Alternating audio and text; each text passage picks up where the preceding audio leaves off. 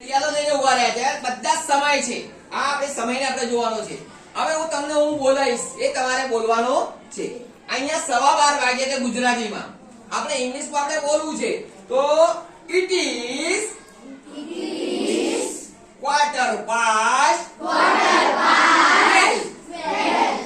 અહીંયા 12:30 વાગ્યા છે એને ઇંગ્લિશમાં બોલવું છે it is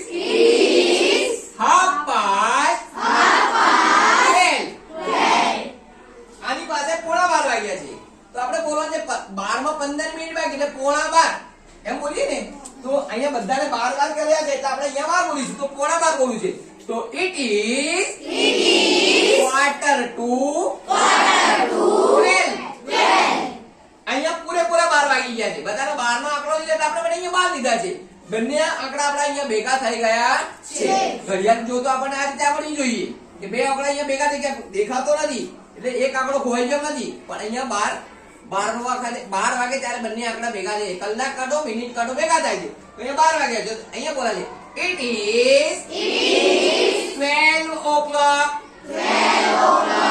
it is 12 o'clock બરાબર છે હવે તમે બોલશો નહીં બોલો It is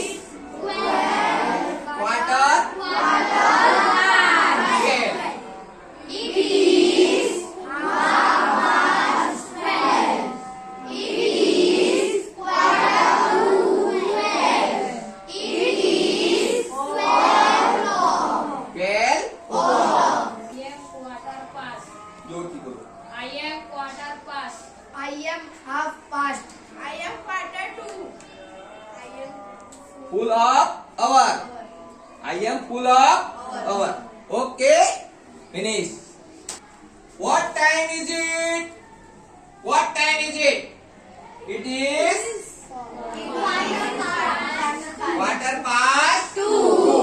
what time is it It is half past 2.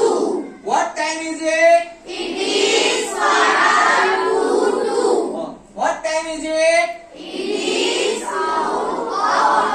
it is 2 o'clock okay English માં સમાજ પડી ગયો હવે એની સાથે સાથે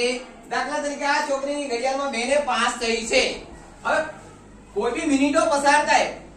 2 વાગીને 1 મિનિટ થાય 2 મિનિટ થાય 3 minute 5 minute 10 minute 15 minute 25 minute બરાબર છે આ છોકરીની ઘડિયાળમાં